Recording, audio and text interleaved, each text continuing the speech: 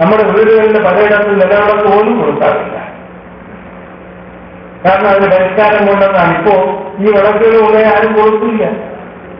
കയറി വരുന്ന കാണാത്ത ചെല്ലിയും അവിടെ അങ്ങ് സ്ഥാപിക്കും.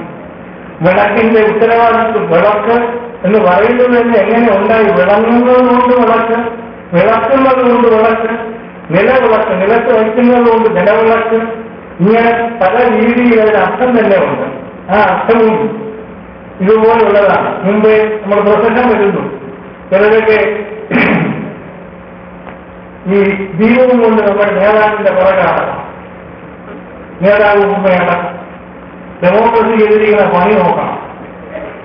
അങ്ങനെ നടക്കുന്ന ഗതികേടുകൊണ്ടുണ്ടായി ജീവനെ വെളിച്ചമേ നയിച്ചാലും എന്നുള്ള പ്രപഞ്ചഘടനയിലെ വെളിച്ചം എന്ന് പറയുന്നത് brilliancy of the matter, brilliancy of life, ലൈഫിന്റെ സംസ്കാരതയാണ് വെളിച്ചം. അത് 1000 വാട്ട് ബൾബിട്ടാൽ കിട്ടുന്നതല്ല.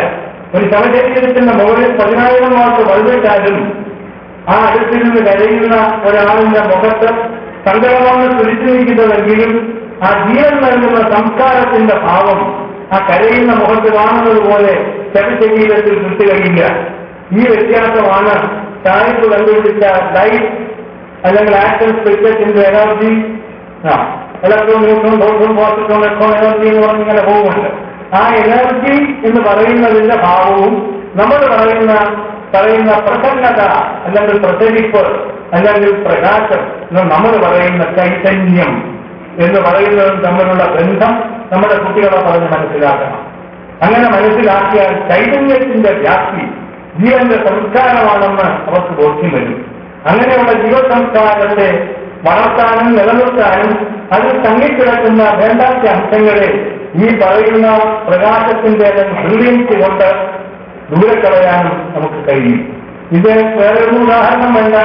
ഇപ്പോ നിങ്ങളാണെങ്കിൽ ഇങ്ങോട്ട് വരുമ്പോ ഞാനൊരു 500 വാട്ട് ഒരു ലൈറ്റ് നിങ്ങളുടെ മുഖത്തേക്ക് അടിച്ചാൽ നിങ്ങൾക്ക് എന്നെ കാണാൻ പറ്റില്ല.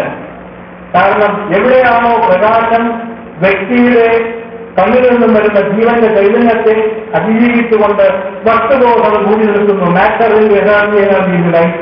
അങ്ങനെ പോകുന്ന ആ ലൈറ്റിന്റെ പ്രകാശം വർദ്ധിച്ചു വരുമ്പോൾ തീർച്ചയായിട്ടും വ്യക്തികളെ കാണാൻ സാധിക്കാതെ നമ്മൾ തപ്പിക്കളയേണ്ടി വരും. ഇതേ അർത്ഥം തന്നെയാണ് നിലവിളക്ക് വെച്ച് കുളിച്ചു വെച്ചുകൊണ്ട് നമ്മൾ പ്രാർത്ഥിക്കുമ്പോഴും അവിടെ ഇത്ര അകലം വരെ ഊഷ്മളമായി തീരുന്ന വായു ഏത് രീതിയിലാണ് നമ്മളെ സഹായിക്കുന്നത് എന്നുള്ളത് നമുക്ക് സ്പഷ്ടമായി മനസ്സിലാക്കാൻ ഇപ്പോ അത് പലരും വിളക്കിന്റെ അങ്ങനെ പുറത്തു വയ്ക്കുന്നതിനുള്ള മേന്മകളെ പറ്റിയൊക്കെ പറഞ്ഞു തുടങ്ങി. കാലത്ത് സൂര്യനൊഴിച്ച് കുറച്ച് വളർന്നിങ്ങോട്ട് പൊങ്ങിങ്ങോട്ട് വരുമ്പോൾ ആ സൂര്യോദയം കൊണ്ട് ചൂട് പിടിക്കുന്ന വായു പൊക്കിക്കൊണ്ടു പോകുന്ന അണുക്കൾ കൂടി ഉണ്ടെന്ന് ധരിക്കണം. ആ അണുക്കൾ സഹിതം പൊങ്ങിപ്പോകുന്ന വായു വൈകുന്നേരമാകുമ്പോൾ ആ അണുക്കൾ സഹിതം താഴേക്ക് വരുന്നു. താഴേക്ക് വന്നാൽ സൂര്യവീട്ടിൽ തപ്പിത്തടയുന്ന ഒരു വീട്ടിലാണെങ്കിൽ അത് നേരെ അകത്തേക്ക് പ്രവേശിക്കും. ആരെയും അത് ഉപയോഗിക്കും. വരുന്നത് ഏതാണെന്ന് നമുക്ക് അറിയാനും പറ്റില്ല, അനുഭവിക്കുകയും ചെയ്യുന്നു. മറിച്ച് ഒരു നിലവിളക്കാണ് അവിടെ ഇരിക്കുന്നതെങ്കിൽ അതിന്റെ മുമ്പിൽ നിന്ന് നാമം ജപിക്കുമ്പോൾ ഉണ്ടാകുന്ന ശബ്ദചലന ക്രമങ്ങൾ ശുദ്ധീകരിക്കുന്ന ജീവന്റെ സംസ്കാരവും ആ ജീവന്റെ സംസ്കാരത്തെ അങ്ങേയറ്റം സഹായിക്കുന്ന ഈ പറയുന്ന ചൈതന്യവും കൂടി യോജിക്കുമ്പോൾ അവിടെ ഒരു രോഗാണുവിന്റെ സ്ഥാനമില്ലാതെ വരും. ഇങ്ങനെ ഒരു വീട്ടിനെ എന്നെന്നും ശുദ്ധമാക്കിക്കൊണ്ടിരിക്കുന്ന ഒരു വലിയ പ്രക്രിയ നമുക്കതിന്റെ പിന്നിൽ കാണാൻ കഴിയും.